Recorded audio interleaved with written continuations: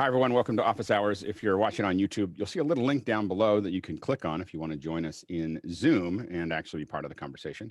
If this is the first time you've come to our Office Hours in Zoom, welcome. Good to see you here.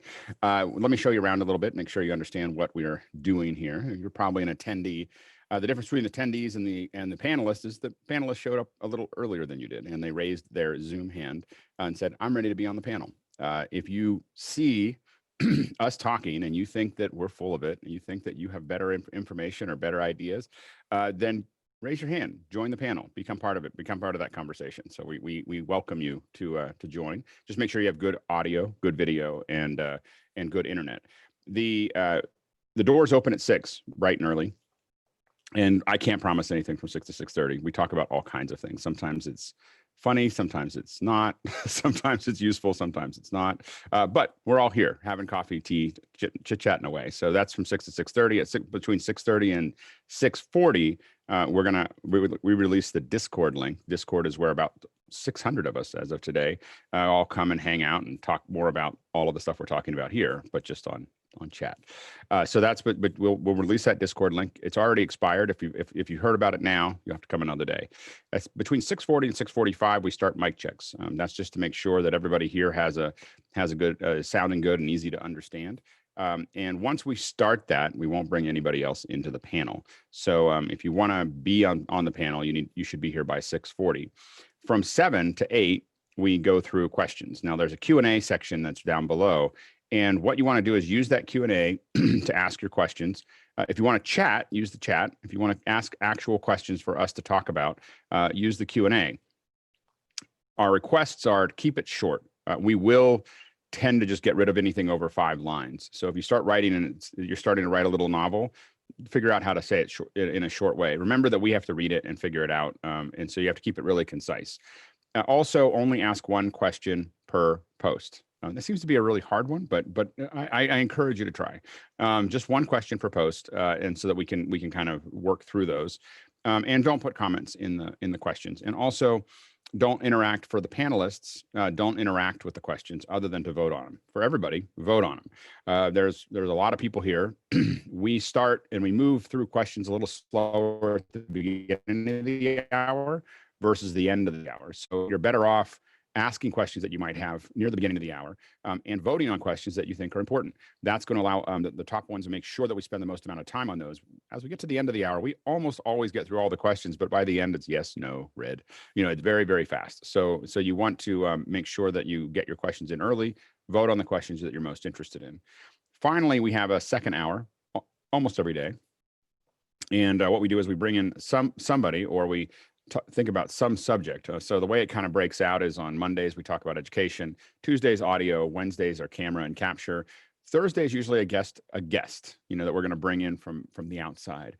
Today, Philip Hodgetts is going to be here from Lumberjack Systems and talk about gathering metadata on, when you're on set for reality, for documentaries, for production, how do you get all the data you need so that your post-production works better down the path. And so Philip's going to be here at 8, and we're pretty excited about that. So he's going to be here at 9. We have a third hour today. On Thursdays, Oliver Breidenbach stops by to talk about Memo Live. And so he's going to be here to discuss that, answer questions and show you a couple things. And then tomorrow, our second hour is Steve Wright. Steve Wright is a world expert in green screen. He literally wrote the book. And so compositing. And a lot of us learned from Steve most of what we know, or much of what we know. So he's going to be here tomorrow at 8 to talk about compositing and green screen, mostly green screen, and answering your questions. And so it's going to be a really valuable hour tomorrow. And then usually we have a long day on Saturday. Today in the United States, it is the 4th of July, so we're going to give everybody a little bit of a break. We will do Q&A from 2 hours of Q&A like we normally do, but we won't do the other hours that we normally do. And then Sunday will be same as usual, 2 hours of Q&A. So anyway, so that's what we have planned, and we're going to go ahead and move into the questions. Chris, what do we got?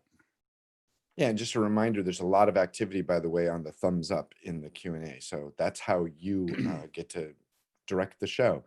First question, Nate Tremmel says, is Alex on Wi-Fi? That got skyrocketed up with the thumbs up. You had a lot of micro stalls there. I might be on Wi-Fi. I'm having some issues with my system. I've had to tear it apart and put it back together a couple times in the last day, and I had to pull a bunch of stuff out of it to make something else work. And so let me take a look here and see if In the couple of minutes you were talking, that got nearly 20 upvotes. Yeah. So I might be on Wi-Fi, and I might be educating all of you on how Why to not use Wi-Fi. Why not to use Wi-Fi. So today will be one of those. I have some system issues. I had to tear it apart to make a bunch of pieces of my system available to another system because of a large show we're doing, and so I'm hobbled today. So we'll see. I'll do my best.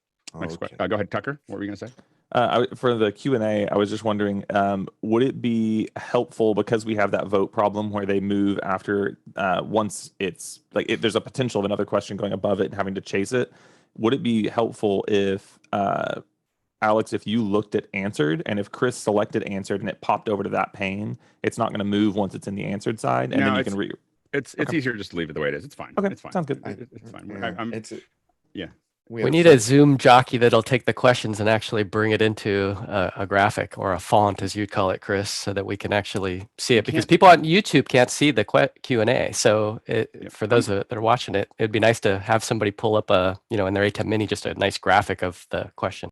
Leland, let's link up, because I can make that happen real easy. Either next week or the week after, we're going to get rid of all the chat and the questions. I'm going to give you something else to use. So it's not worth us figuring this out because I have a solution. And it's almost done. Cool. So so I wouldn't worry about it too much. Anyway, we're just going to completely disengage from the Q&A and chat soon. So anyway, so next question. Next question. Garrick says, if you had a chance to build out a video studio space today from scratch, what would be on your must-have list? Yeah, go ahead, Paul. Got to go faster. No pressure, but it's taking a long time to unmute. If you're gonna raise your hand, you gotta be ready. On the mute. Gotta be ready. All right, okay. I'm unmuted. There we go. Sorry. I would go get a better microphone. I'd probably get a Shure SM7B, and I'd get a better boom arm than this one I have here. I'd get a hollow boom arm and a yellow something, and a better mixer board. I'd stick with the ATEM Mini Pro, and that's I could do a lot of upgrades. Garrick, I think that one of the things that would be useful for us is to say how much money you want to spend. So there's a pretty gradient between about, I would say it'd be hard to get into this, really building a studio for less than $3,000 to $5,000. To do anything that's really more than a hobby, and then the sky's the limit. Like as far as like how if you gave me $1 million, I would make you a great studio. People have done that before, and I've made them great studios. There's a wide range of what you can do there. The things to think about. I'm gonna just talk a little bit about what to think about. Alex, Garrick posted 3,000 to 5,000 in the chat. Oh, okay. There, 3,000 to 5,000. There we go. So yeah. So then I think that if I was going to build a studio there, I would lean towards as Paul said, the Mini, either the Mini, and you got to decide in 3,000 to 5,000 whether you want to get a Mini or Mini Pro. I'd probably get the Mini Pro because you need you want to have the multi-view. You couldn't, of course, there's a bunch of software, there's Wirecast and there's OBS and so on and so forth, but that's tying up a computer. So I'm going to say in 3,000 to 5,000, with the computer involved, you're using up a lot of budget for a switcher. I would look at, I would start with cameras, the 4K or 6K camera, and start adding as best you can. Things to think about, obviously, are lighting. And sound, getting good lighting and sound really is going to make a big difference. You can probably, with good lighting and good sound, and what I mean by that is making sure you don't have a lot of reflections in the room, as well as you look good, you can get away with almost an iPhone, as far as that goes, as far as the quality goes. If you give it good source material, you can get away with a lot. So, those are things I would think about in that studio. But it's, I would stick with, but in the $200 to $500 range, I just stick with an iPhone at that point. Like that's go ahead, Bill, and then Jeffrey. All of those things, particularly sound. That's where you know, get sound right first, and everything's going to get easier. The lighting is critically important, particularly the load in HVAC. It's much easier now that we're not using tungsten lights.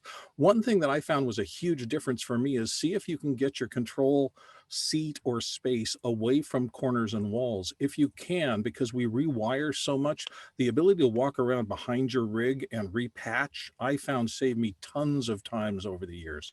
Yeah, and the other thing related to that is don't underestimate the power of a grid, above you. So I see a lot of people install their lights into their ceiling or hang them some way or work that out. If you build a simple little grid, and mine cost about $150 of pipe, from the hardware store. If you build a simple little grid, it just lets you be creative. I want to move this around. I want to move these things in. I want to move things, and you're not dealing with stands and not dealing with other things. So figuring out how to suspend something up is going to let you work through it. You'll have a better experience with a little bit of a grid as opposed to constantly moving. You'll do better work because it's easier to make adjustments in the same way that Bill was talking about being able to get around. I usually want space all the way around what I'm working on so that I can get to it and move it around. It's often underestimated how powerful that is. Go ahead, Jeffrey. Depending on the gear you have, let's say you already have your gear. What I would highly suggest is to figure out your soundproofing situation, how big your room is, where you're going to go, and then figuring out a way for wiring patch, either through a patch system or putting in something maybe in the floor, maybe in the ceiling. If you are going to hang the lights from the ceiling, it'd be nice to actually have a plug up there. So talk with an electrician on that. That depends on if you're looking for something more than just the gear. Yeah, and I often have. I mean, mine has I just have power strips taped to my upper board poles. I run them up there and I stick them in. But once you have the grid, you have this kind of place that you can just kind of hang things and move things around, and so that's something to kind of consider. But yeah, go ahead, Chris. I think I just heard you answer it. Is your little makeshift grid, is it floor mounted on 4 C stands then? It is. Yeah, I have 4 C stands, but you could do it with piping. You could do it with, it would just be, I did it so that I could move things up and down. So for me, what I did is I wanted to be able to, I had to mount things on it, and it was just easier to put it on 4 C stands and then drop that down. The C stands are going to add a lot to your budget. You could just use vertical piping with some kind of floor base, would do the same thing. I've never changed it once I got it up there. It was just that I had to sew a bunch of things. Yours was always meant to be temporary. You knew you were going to pull this out. Yeah, and I'm about to pull it out, so I'm about to move it. So it's mine was definitely not built to be a long weekend. Yeah, exactly. I'm gonna try to get the whole thing built somewhere else, and then just turn this one off and be in the other one. You hopefully won't notice any difference. It'll just all look the same. Elliot, then Tucker, then Roscoe. Let's do it quickly because we're gonna go to the next question. And as you're thinking about a year, 2 years down the road, it's worth thinking about a green screen, especially if you're working on the physical space right now, because all the Unreal virtual production stuff is going to become well within that price range very soon. Yeah, and what I'll say about that is that I wouldn't recommend that until the ultimate parts of the ultimate keyer went into the A10 Mini. Its ability to pull a really good key is very high if you get it right. If you get the lighting right, it can do a great key, for basic stuff. The only thing you give up with green screen is that you just can't move around as much. Like there's a lot of interactive things that I want to do with you that I can't, because I only have one angle that works, and you can add more to make that work, but it's more difficult. And that's why if I had a physical space, and that's why I wanted to use a physical place for a long time, and that was the issue. Go ahead, Tucker, and then Roscoe. Budget for beer for friends so they can come help you. Yes, beer and pizza. That is a very important investment. Get help. Yeah, exactly. I have a industrious 12-year-old son, so I just say, hey, don't you like living here? Pick that up. Anyway, so anyway, he actually he loves working on projects with me. So I usually have a lot of helping hands when we get going on it. Roscoe. Yeah, kids are good for climbing under houses too when you have floor space. Spend a lot of money on lights and mics. Those are 2 things that'll pay off big times. Overspend, whatever you think you're going to spend a little bit more on the mics. Yep, absolutely. And your audio, Roscoe, is a little messy. I'm not sure exactly what's going on over there. Next question. Stuart Fairweather says, when working with IP cameras on an intranet, which has the lowest latency? RTSP over TCP/IP, NDI, NDI-HX, SRT, or RTSP or UDP? It's one of those alphabet questions. Tucker, and then Mike. The big key on that is he said intranet, so local network. And on an intranet, NDI will probably give you the lowest overall latency. If that intranet expands and goes beyond a single site, so if it is an intranet that goes over an MPLS or another to another site, you might need to lean into SRT because SRT will handle the realistic internet transport a little bit better, and you can tune it down relatively low, but NDI is going to be the lowest. There you go. Go ahead, Mike, quickly. Yeah, just generally network-wise, UDP will be less latency because you don't have all the error checking and retransmissions. Especially if you're internal to the network, you're not going to have any issues with integrity. And one note about the little studio, the small studio, is we're gonna within the either next week or the week after, we're gonna do a whole hour on just things to think about on studios. We answered that one relatively quickly, but I know it's a very popular question, and we're gonna have a little roundtable about that and talk about sets and studios. Anyway, next question. Nate Parcell says, suggestions for whiteboard platforms I could plug into vMix via NDI from remote presenter over public internet. Think breakout room, ZoomWorks, looking for other better options from the Brain Trust.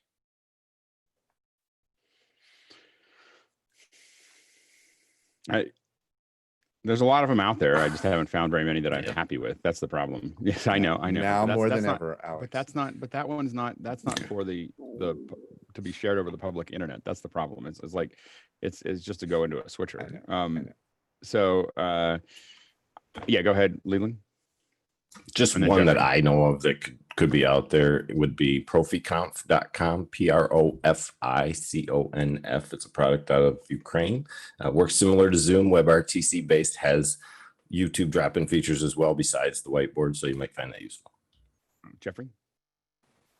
Last year at NAB, they had that Sony camera that did the overlay whiteboards. I don't know if that's out yet or not, but depending on the price, that might be something to take a look at.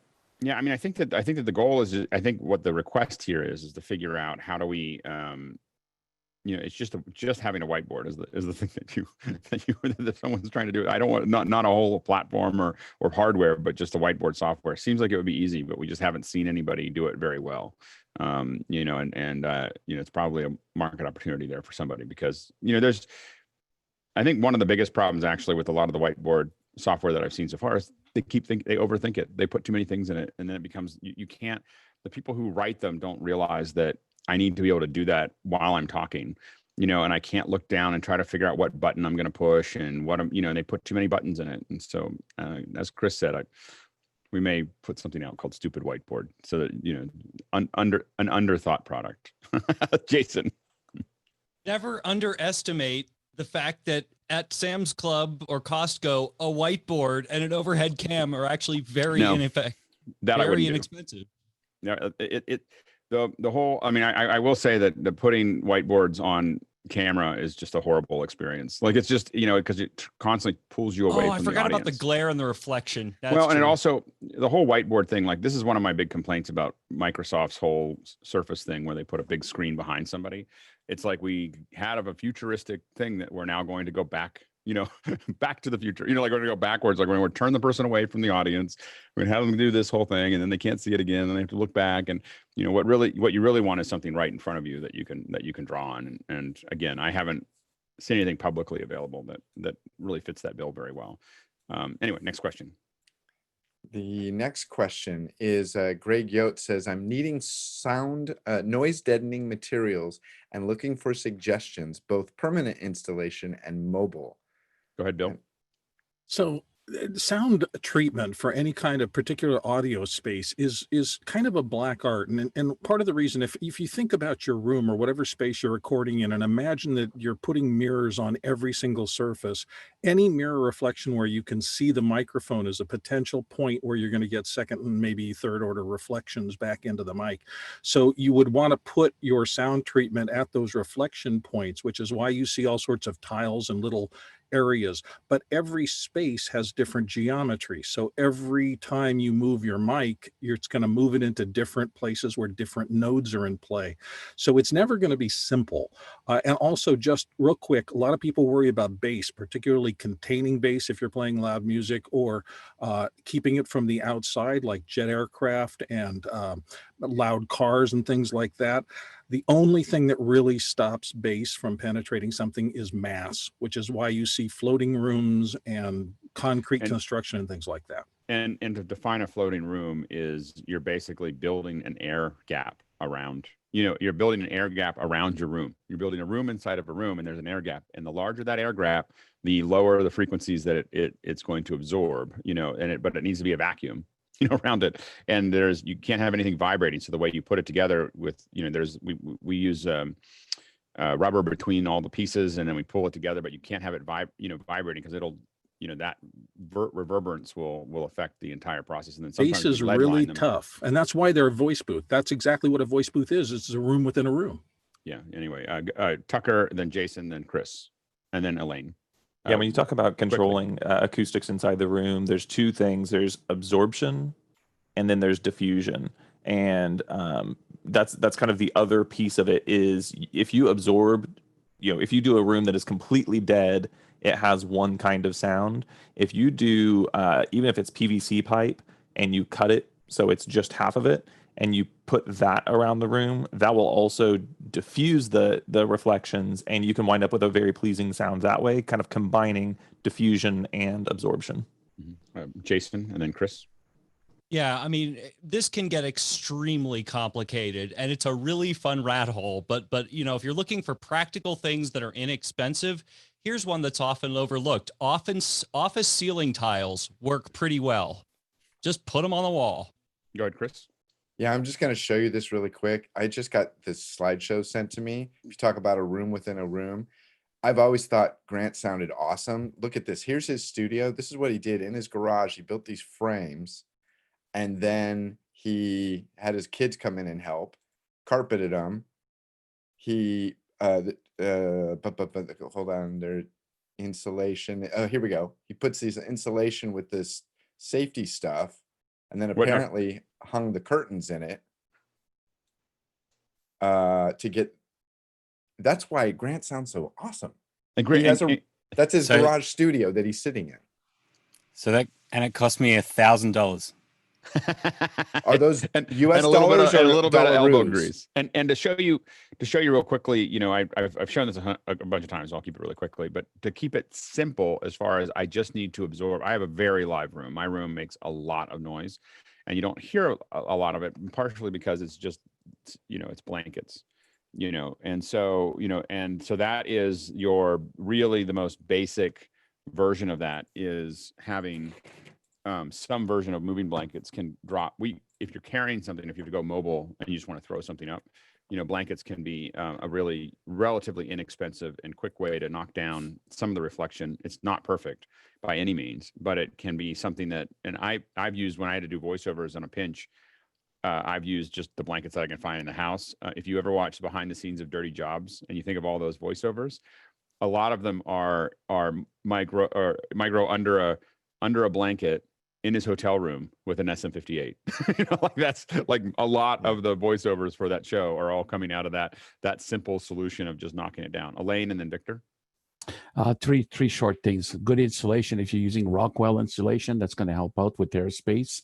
And there's also fasteners to put between your drywall and the wall or the metal studs that will dampen as well. The second thing is Foam Factory, a really good pricing to buy bulk panels like I've got in the back and corners and all of that helping. And the last one is Rode has put a series of short videos on YouTube on setting up your room and for sound and stuff. So I learned a lot from the Rhodes ones. That's great. All right, next question. The panel. Oh, did you want me to do one? Oh, Alex, go ahead. I just finish didn't see up? your. I just didn't see your Oh. hand. Go ahead. Go ahead. Oh, go sorry. Ahead. Go ahead. Rupert. The panels behind me, I built myself using Owens Corning 703 fiberglass board, 2-inch. It's pretty much the industry standard for these things. And a Guilford of Maine FR701 acoustic panel, basically the cloth. And you can build these things pretty cheap, do them in different sizes. Don't overlook your ceiling. I have one in my ceiling that's about 4 feet by 5 feet, because that can really make a difference in the overall diffusion of sound. And of course, you can use these for bass traps as well. Not that a lot of us are really obsessed with our reflections. How many times you ask a question? All these people have all these weird ways of diffusing it all on the panel. All right, next question. I don't know if I understand this. Hasmuk says, and Hasmuk, I think he's here. Don't ask why. I acquired a Blackmagic Intensity Shuttle. Can use HDMI in iPhone or DSLR as webcam.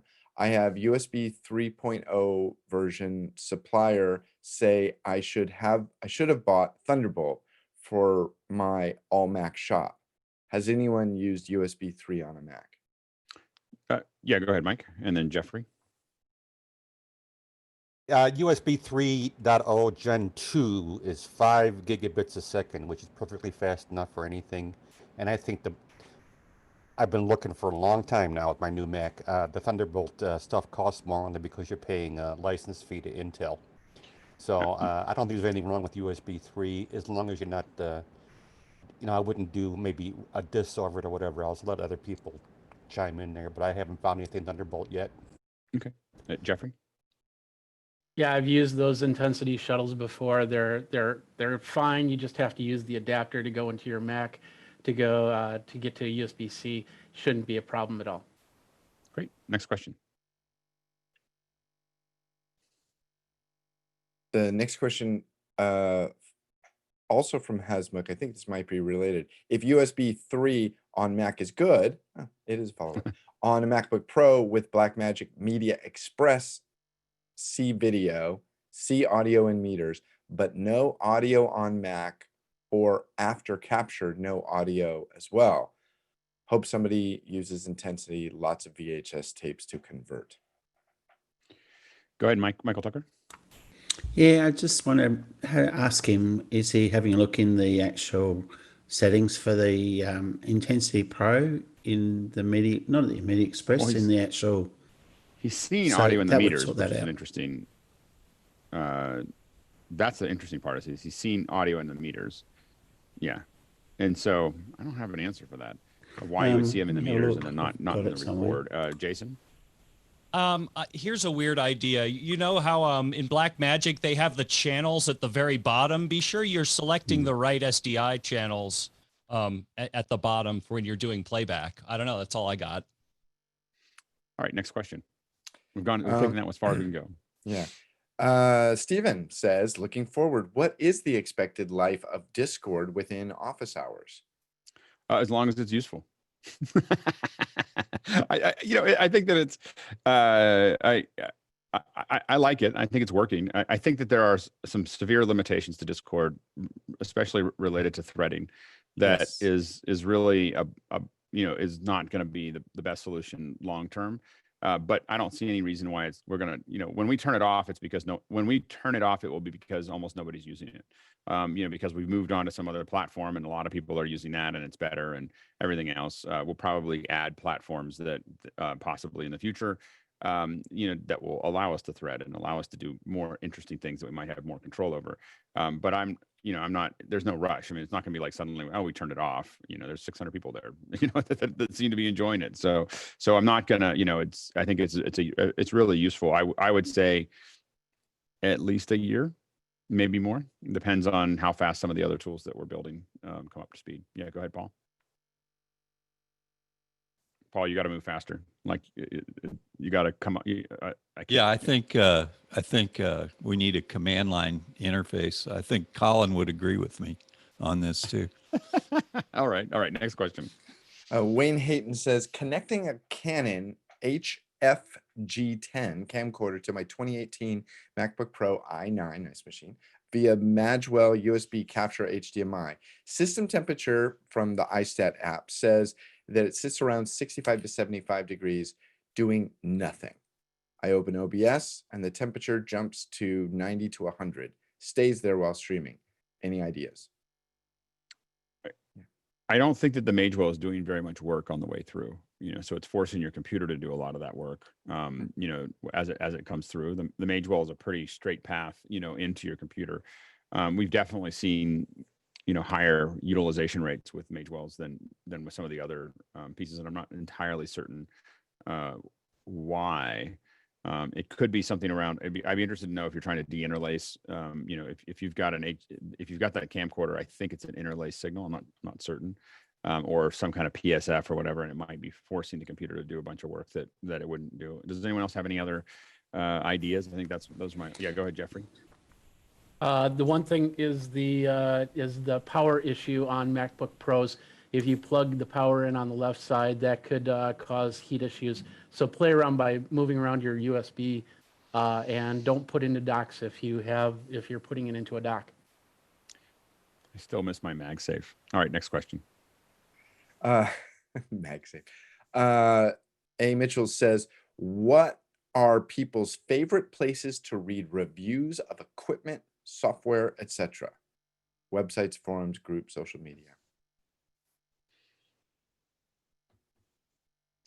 I'm just curious. How about right here? I know. Right here. I have to admit that we talk about things that we're trying to figure out here, and I can't remember the last time I went to a review. I mean, it's been at least 100 days since I've really gone to a review site. I mean, I think that review sites show up if I'm searching for something, I might end up with them. I think the problem is that I know personally I have a hard time knowing the validity of the review. So I'm usually looking for stats. There's not a lot of people. There's not any specific person that I'm following to do that. I'm looking for what does it do and how can I figure it out. And I think us discussing it here is generally for me more useful than most of the websites. Chris and then Leland and then Elliot, and then we'll move on. Try to keep it quick. Yeah, I've said this before in the past, but a lot of times once you've bought something, you're inclined to say something good about it because you spent a bunch of money on it. And I think that taints a lot of reviews. People want to defend it to themselves. Yeah. Go ahead, Leland. The three I'll give you are Tom's Hardware is one of my favorites for typical PC hardware anyway. And he does cover Mac stuff. But the two when it comes to true blue hardware would be CPU Boss and GPU Boss. And they compare video cards and CPUs, probably your best sources. Elliot. And for audio stuff, Curtis Judd on YouTube is really good. He does tons of ABC, very, very factual comparisons and summarizes it all with a slide like 30 seconds into the video. So if you want to go back and look something up, you don't have to rewatch the whole video. And the other two that I will mention now that I say that is I do like watching Marquise Brownlee doing whatever he's going to talk about. It's a like he's really good at concisely talking through things. And I do like Guy Cochran stuff on DVE Store. So he's got I like the approach. It's just matter of fact, no nonsense. Look at what I'm doing here. And showing through it and not a lot of fluff, and so I do like what Guy does on DVE Store on YouTube. Yishai? The way I do it is I have a special program for RSS feeds, and you can collect a bunch of website that you kind of like, and the nice thing about it, you don't have to go through all of them. You can give you a list and you right away can go through whatever information you need. I have like 30 or 40 of them, and this is really very efficient. And it's like getting your newspaper every day. It's great. I don't know what I used to use for RSS readers, and it was something that was great. And yeah, it got ended somewhere, and then I just stopped. Google used to do that, and then they sold it. Else. Yeah. It was some service, and then it died, and then I was like, okay, and then I just never found another one that I liked. I use Feedly. Feedly is really good. Okay, very good. Next question. Next question. Wouter in Amsterdam says, any tip for a Final Cut Pro hardware controller next to my FCP keyboard? This is the controller that I use. It's a keyboard. That's what it has 102 keys. I know what each of them does. I've never ever used any sort of jog wheel. Oh, I Chris, have. you and me both, buddy. Yeah, I have used the shuttle, and I have a lot of other, I played with those, and then they just GKL. end up getting piled away somewhere because they're taking up desk space, and I'm not getting any. I'm still just on the keyboard. The keyboard, like if you GKL. know how to use the keystrokes, it's really hard to find that you're getting that much more efficiency out of a dedicated piece of hardware. And it's, again, for me, it's just desk space. Bill? And same thing for me. I found that the older I get, the less stuff I want to carry with me anywhere. So I try to use the stock thing whenever I can. And in fact, it got so bad that when I was having to edit at NAB a few years ago, I actually bought a trackpad so that I could put it below my keyboard and make the system I was being asked to work on there, which was a high-end Apple system that Apple had provided, look more like my laptop, because I'm used to this geometry and that's all I want. I don't even use a mouse anymore. Anything else I have to plug in at all, but that's just me. Chris, and then Doug. Doug, I'll have you show your keyboard again. Go ahead. I was Go ahead, flying Chris. into Chicago to see one of the large videos I had made play, and as I landed, the producer blew up my phone saying that there was a bunch of changes that had to happen. And I only had my laptop with me, and I knew I had a lot of things to do in After Effects, and I told the cab driver to take me to the Apple store on the Miracle Mile because there's certain keystrokes I just had to have. I live by the keyboard.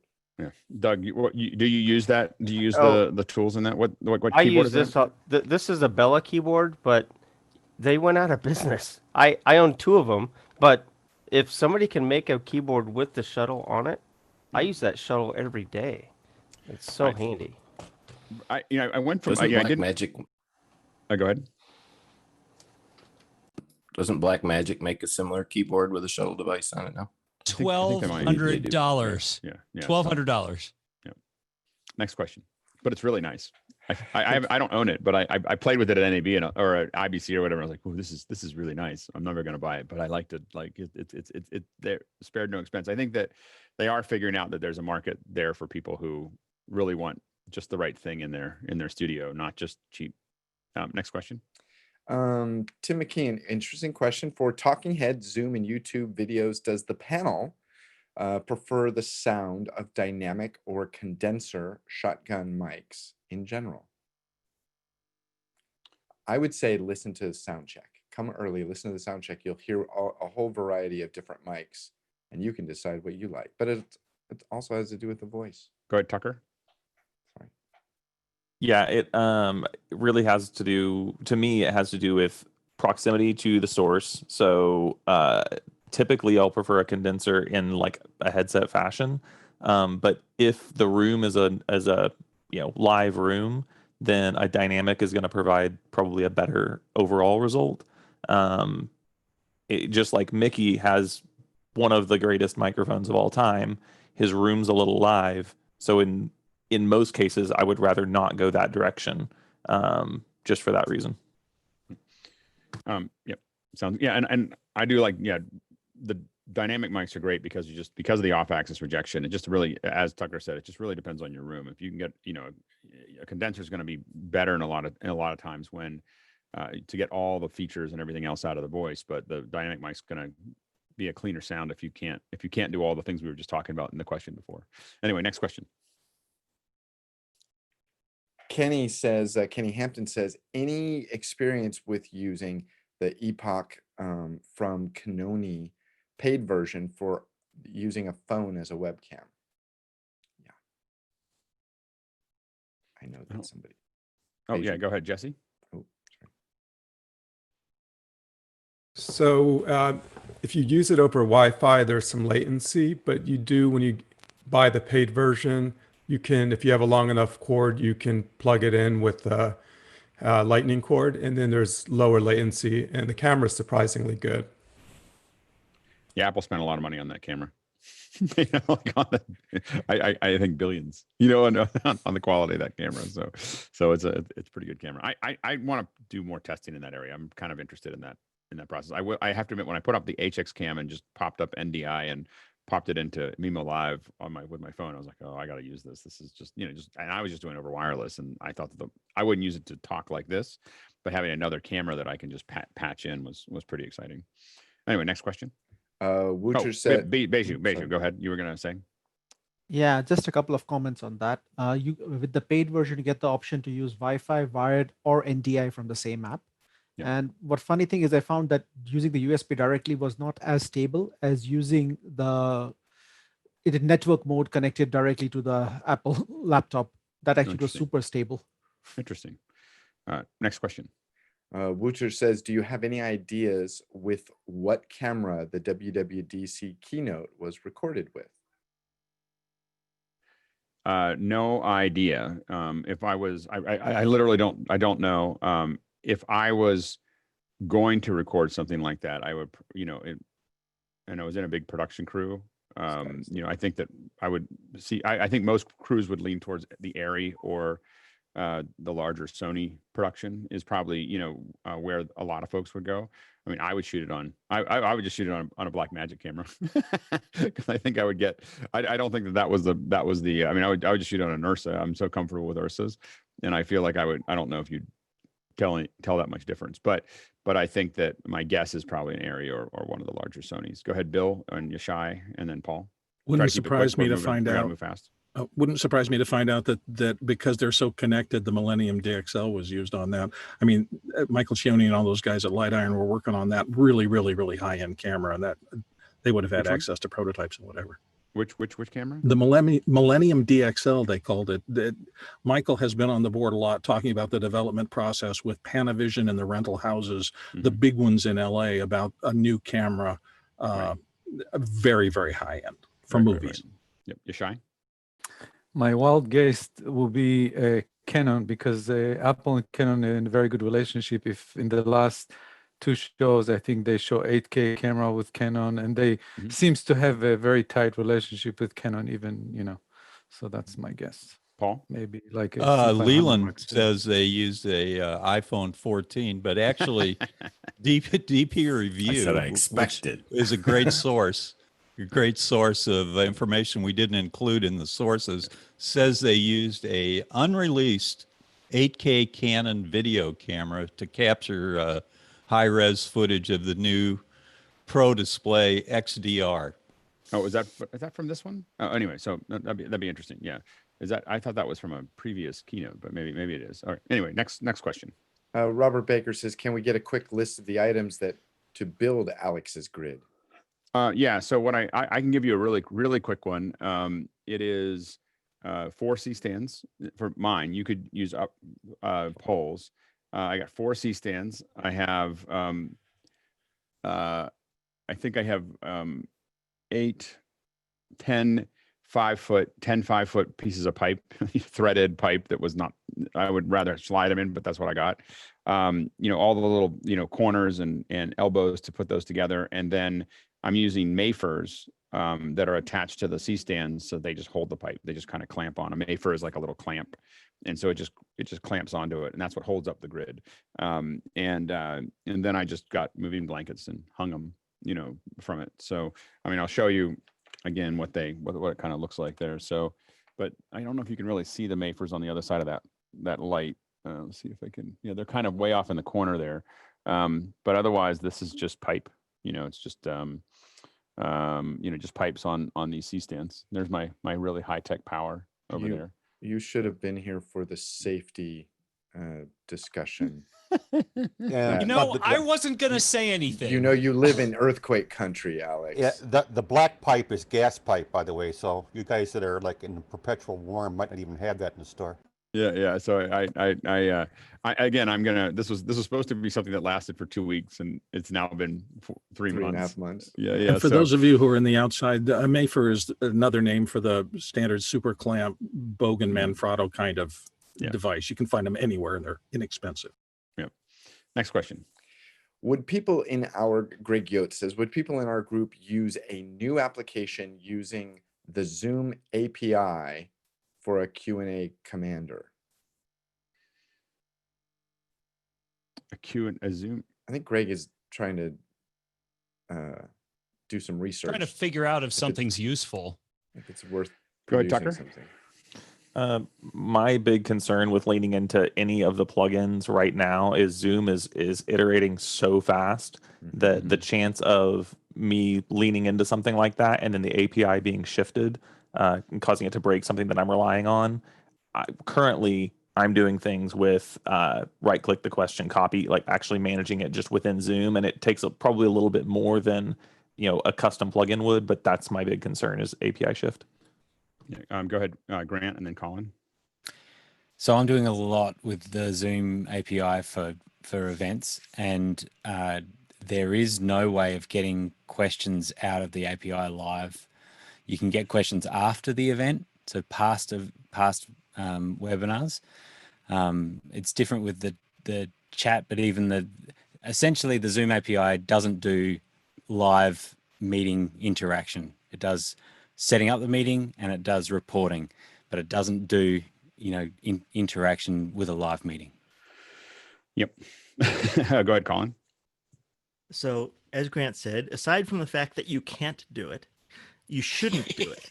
You shouldn't seek to build a plugin to a specific conferencing platform when you can very easily achieve the same thing with a web interface and give everyone a mobile site on their phone. They can enter a question, have it show up and be moderated and so on across any platform you want to choose. So yes, there is demand for a Q&A system, and I think Alex is writing one. But I wouldn't tie one to a particular conferencing platform. Yeah, I mean, what I'm doing is, to Colin's point, I'm building something that's second screen on a mobile platform that you can just use with anything. You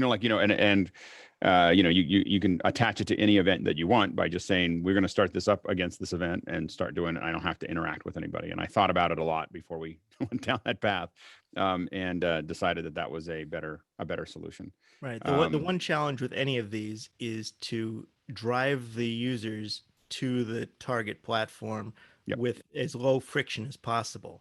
So, you could do it with a chat bot or something. And if they use the word question, you can have the chat bot respond, ask your questions in thus and such a place, give them the URL, stuff like that. Little niceties help when you're trying QR to do code. that thing. QR code would be useful.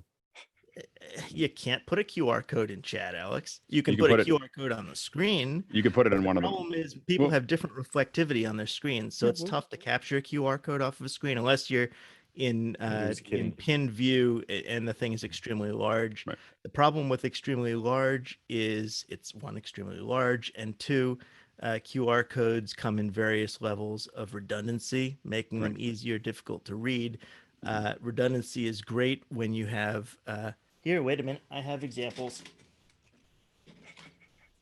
Okay, so these QR codes are 3D printed. Right. You can see the different colors. You can also see the differing levels of detail. Right.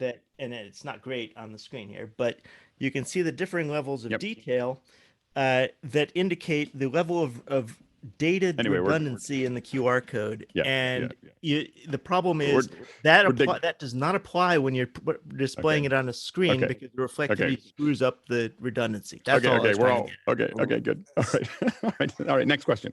Dave Burke says the Samson DE10x is an omnidirectional headset microphone. Why would you want an omnidirectional headset mic? It seems like a contradiction. Once you get that whole, we've talked about it a lot, that getting it close to you is what's really important there, and it's just a much more natural sound. Mickey, did you want to say something? Were you about to? Yeah, with a directional mic, especially one that's a headset mic that's really up close. If it's directional, you get effects such as proximity effect, and it could sometimes be harsh just because it's so close. And just to echo what you were saying, Alex, an Omni would sound more natural. And we've gone back and forth. I have Omnis, I have cardioids, I have all kinds of mics, and we've just really found that we don't like the sound of the cardioid mic, right on a headset, and that we'd like to figure out how to solve it. There are times when we've used them when we have a really loud room, in infrastructure sound that's there, that we might try to use it, but we know that we're giving up quality when we do that. The Omni is much higher quality sound, in my opinion. And I think most of us. Yeah, go ahead, Jason, real quick. Then we're going to go into speed round. It's worth mentioning that not all cardioids are cardioid condenser. That confused me when I just started. So don't worry about that. Next question. Jamail Jack says, for the 16-inch MacBook Pro with the upgraded 5500M with 8 gigabytes of graphics, which would make a greater difference for video production? Upgrading the 16 gigs to 32 gigs or upgrading the 9th gen i9 from 2.3 to 2.4 gigahertz? Charles? I would definitely get the RAM. I have the same exact laptop, and that's made the biggest difference. Also, depending on what software you're going to be using. If you're using DaVinci Resolve, it's very graphics intensive. So having that extra bit of headroom is going to keep your machine running smoothly if you're doing any color correction or anything like that. That's great. Yep. Next question. Robert Baker says, has anyone experimented with no-name USB 3 capture cards using vMix or Wirecast? How well do they work? Jesse? Are they dependable? So I've used in vMix a capture card that I bought from B&H called Pango. It's $90. The colors are pretty good. It doesn't get hot, which I can't say for a cheaper one that I got on Amazon, which ran super hot and the colors were a bit off and it was dim. So I suppose if you go to a reputable retailer like B&H, maybe they discriminate as to what they have at the lower end. So you could try the Pango and see if it works for you.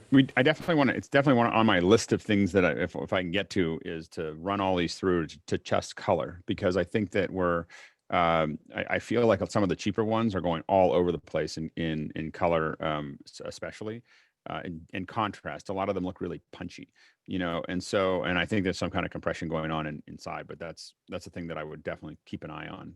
I mean, what I'm using right now, for better or for worse, it's a Pango with a RX 100 camera. So that's great. Yeah, and it looks good. Yeah, so I'm not saying they're all. And the Pango may be that lower limit. I think that once you go under $90, I'd like to test all of them so that we could objectively look at those from original footage. I think that's what we want to do at some point in the near future. Go ahead, Jeffrey. Bottom line is anything third party could, if Apple does any type of updates tomorrow, it could not work at all. Simple as that. It should be something that Apple has in the approved list. Next question. Tim McKeon says, if using a phone as your primary camera, are there suggestions for external lenses or accessories you would want? I mean, I have used the Moment stuff pretty successfully. I mean, there's been some, we've used Moment, the Moment case with all the little lenses. I don't usually use it though. I mean, for the most part, having a better audio interface is useful. I don't put a lot of stuff on the lenses now at this point. I just keep it with what it's got. And I will say that having the 0.5 in the Pro is super useful. Like that's the best upgrade to the camera that I've seen in a long time. We're gonna keep moving. Next question. Tim McKean also asks, any best practices for using a GoPro as a streaming or web video camera? Just watch the heat. When it's streaming all the time, if you're letting it run, I have a lot of experience, not so much with using them as base streaming, but using them for 360 streaming, where we have a little ball of them that are, 6 of them that are all being stitched live back in. And so the thing that we were constantly challenged with is heat, as far as that they don't like staying on all the time for that period of time and constantly pushing out of the HDMI. Go ahead, Leland, 15 seconds, and then we'll move on. Yeah, just one comment on those. They've been stating since like April that the better versions of the GoPros together are ones with the micro HDMI ports. They tend to work a little bit better. Yeah, that's great. Next question. I can tell you from a reliable source who just texted me that Apple used the Airy Alexa for the WWDC. There you go. Insider knowledge. Stuart Fairweather, anonymous though. Stuart Fairweather says, does anyone know of an NDI viewer for Android? NewTek pulled theirs down. Sierra TV haven't launched theirs yet. Colin, 15 seconds. We're going to keep moving. You can still acquire the NewTek one on a variety of shady APK sites. Okay, there we go. It all does work, and I will post in chat the name of the APK. I will not post links to sites where you can get it, but it does work like a champ. I've been running it on all my Android devices without a problem. There you go. All right, next question. Greg Yote says, what does everyone prefer for MFT glass for Blackmagic cameras? It depends on what you want to do. For little ones that I want to control the zoom, I'm looking for the motorized, the Panasonic OIS, are the ones that I use if I'm putting them on overheads and zooming in. But otherwise, most of my good class is the Zuko, the Olympus Zuko stuff. Go ahead, Jason. What really matters is that you get a constant aperture. At the end of the day, I'll take that over just about everything. I like the Lumix G as long as it's got powered zoom so you can control it. But yeah, but the Olympus ones, especially I think there's like a 12 to 40 or something like that. There's just a gorgeous looking lens, that you can put on the front of that. Roscoe, were you going to say something there? I think maybe. Yeah, I would just look out for the variable f-stops. Yep. Those tend to just create a lot of problems. Yeah, so. absolutely. Next question. But yeah, Olympus. We're going to keep Kevin McCardle says, anyone have experience using a peer-to-peer, I think it is, or other solutions for corporate streaming to an office where capacity can be an issue, but you aren't able to get on premise and have something installed like a caching server? I mean, there's definitely services that do it. Hive is the one that a lot of people use. One thing to know is that if you're in an enterprise location, Facebook for work or workplace or whatever they have that at an enterprise level where you can pay a little extra and have this. And the reason that people do the peer-to-peer is because you can't have 10,000 people in a location, or 1,000 people sometimes, all use the internet for their own individual streams. And so, Contiki, which became Collective, was kind of the old one that did that for a long time and still does. But then they haven't improved their quality dramatically for a long time. Workplace does it. There is and then from there, there's a company called Streamshark out of Australia that is really good at it for corporate as far as a custom solution. It still takes some interaction with the IT department generally to make all of these work. It's not something that you can generally turn on. I think Workplace is probably the most turnkey as far as working, but you're probably still going to need to test it heavily and work with your IT department on that kind of behavior of passing lots of content between computers is how a virus works. And so IT folks, when they see it, go, I don't like that. So there's there's a lot of sensitivity in IT departments, but they know that they need to do it, but you just need to work with them to make that happen. Next question. Alex Golner is very worried about what we're going to be getting Bill for his birthday, but more importantly, Serena Catania wants to know, how do you adjust distortion in post when you're using that 0.5 angle lens on the iPhone? Yeah, go ahead, Charles. Let me sneak in on this. Here's what I would like. Go drop a few bucks on your local food bank. There are a lot of people really hurting out there with this whole COVID out of work thing. So do something local, extremely local, and whatever you can afford if you're working. Thanks, Bill. That's great.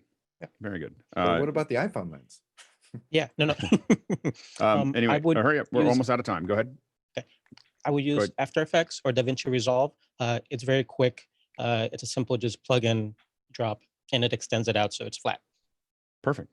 Last question. And the last question is, when are we going to see some more breakdowns, Alex? Every week I go, I'm going to do another breakdown every weekend, and then my weekend gets filled up with doing bids. So anyway, I'm going to try to have it done for next week. I'm just going to say it again. I'm just going to commit myself. This weekend is going to be it. It's a little slower because some people are taking time off and I'm not. So I'm trying to catch up on everything this weekend because everybody else is slowing down. So I'm not going to get as many emails starting tomorrow, hopefully. Anyway, that's it. And we are now getting ready to shift gears again. We're going into our second hour. And Philip and we must have known each other for, it feels like 20 years, I think 15 or 20 years. We were at MGLA a lot, and so we were always, one of us was presenting, there, talking about stuff. And I'm kind of curious. So Philip Hodges is going to talk to us about metadata on, how we gather that metadata on set. But how did you, Philip, and I'm only going to